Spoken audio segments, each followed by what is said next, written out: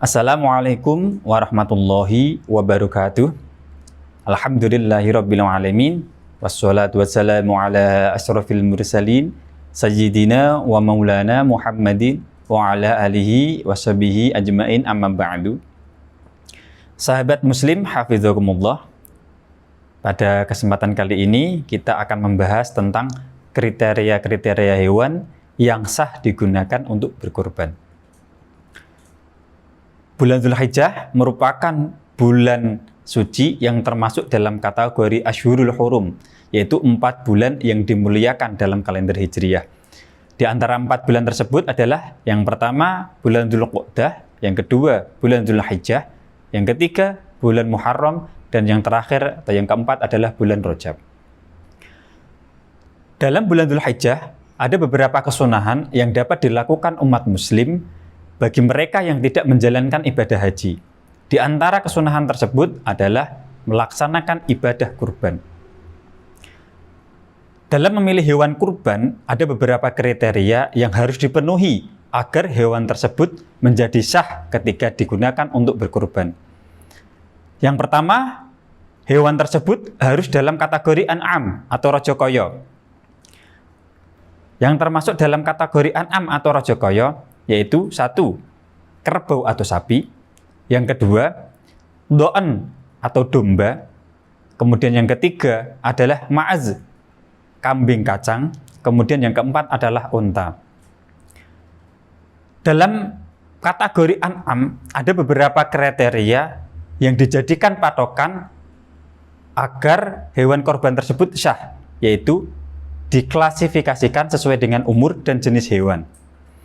Yang pertama, jenis domba atau do'an.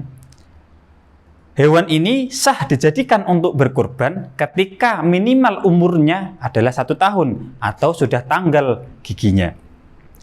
Untuk jenis yang kedua adalah kambing kacang.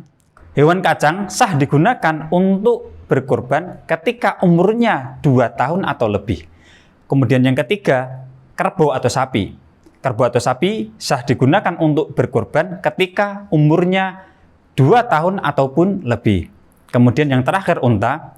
Unta sah dijadikan untuk berkurban ketika umurnya 5 tahun ataupun lebih. Dalam memilih hewan kurban, hendaknya kita memilih hewan yang terbaik, karena ini merupakan kesunahan yang disyariatkan oleh Allah kepada umat Nabi Muhammad SAW. Ada 4 golongan hewan yang tidak sah digunakan untuk berkurban.